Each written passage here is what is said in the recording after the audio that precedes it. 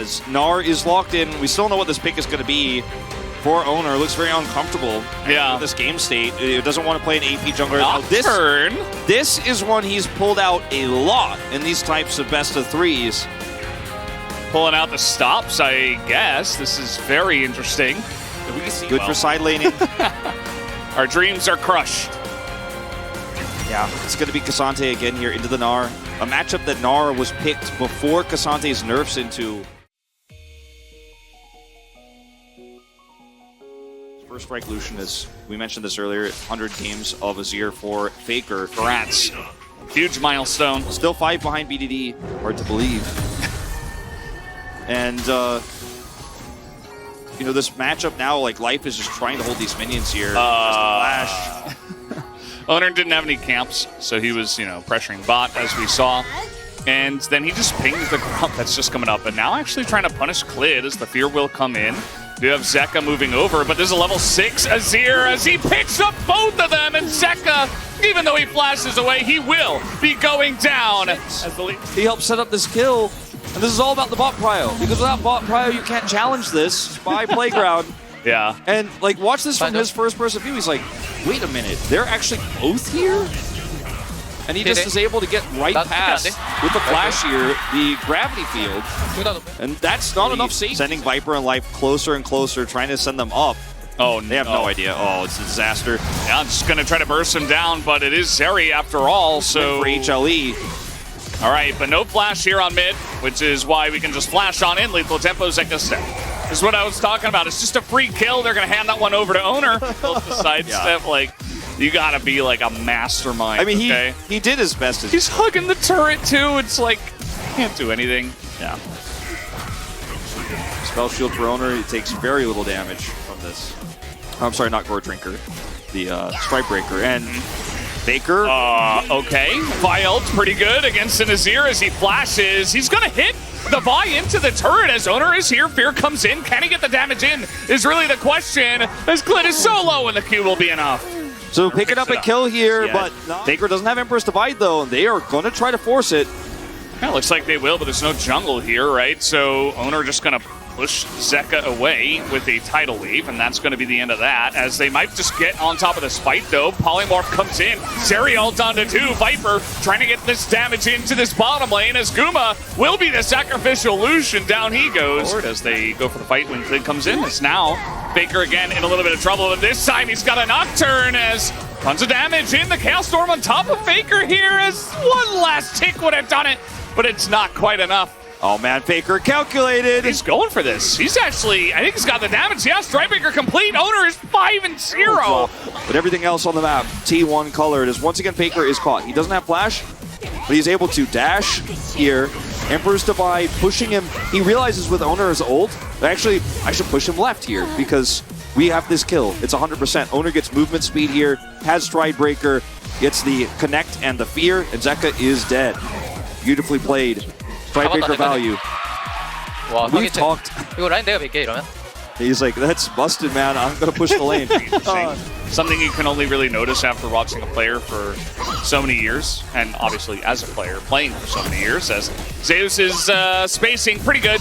Really, really good. As even... yeah, they're just getting out-rotated right now. Yeah. Like, now Kingen has a flank angle, but there's a Sun Disc. Guma's a bit low, but, you know, you've got some sustain from the Nami. It feels like Humalife are like, they do not want to let this go without a fight, but they will have their fight, I suppose. Will it work out? As, we do have a huge Emperor's Divide in the back line, actually, as Zeka takes forever to go down. Zeri getting tons of value from Viper, but he's only got one item.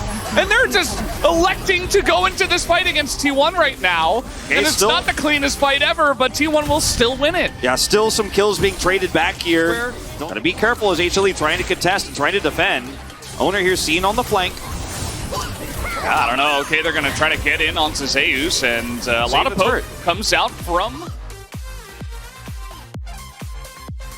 I think T1 just identifying they're stronger right now, and they're going to force fights if they can. As in goes Oner, he's got to stop. Watch a 2-man bubble. Maybe even a 3-man in the front line as Curry is going to hit it.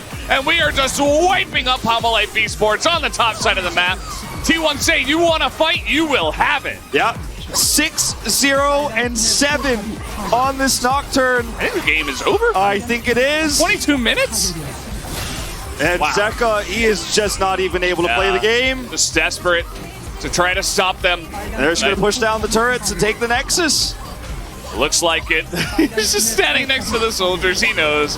Doesn't have any CDs. Down goes the Nexus. 22.5 minutes, and T1 say, we will snowball you. Finally. Faker has a big game himself. A huge smile on his face after that one. I cannot tell you how satisfying it must feel to play them close again. You know, HLE has always played T1 close over the last few years, especially in 2021. Last year being a bit of a different situation.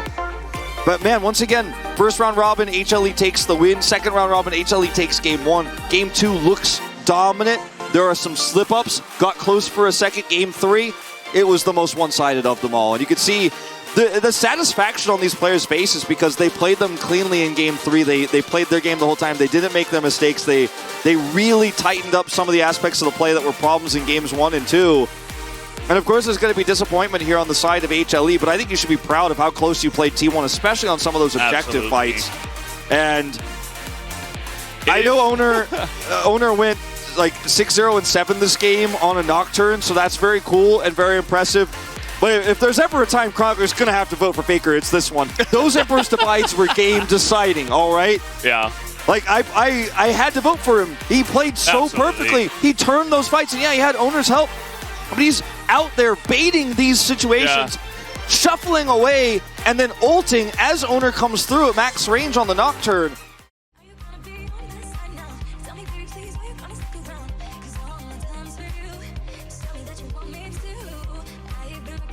Nocturne make one first ulti on Zeri, and that was a little bit critical. Yeah, first ulti is don't always really have a lot of options, right? So can only do so much, right? As here's the final fight. Oner has the stopwatch and of course his spell shield, so knows that when he gets out of stopwatch he's so incredibly full health, so he can force this even into the inhibitor turret. So beautifully played by him and Faker. I think we will probably see a split vote, man, but this duo owns the Rift. Look at how hyped they are. Look at how excited they are. Yeah. This is like the satisfying win I think that T1 has been looking for all season. Because it has been oftentimes just straight up a walkover, where you have to play Cho'Gath to make it interesting. But in this series, they're just having so much fun. Like, look 3 at these games smiles. Illusion Nami. And you see the smiles. You hear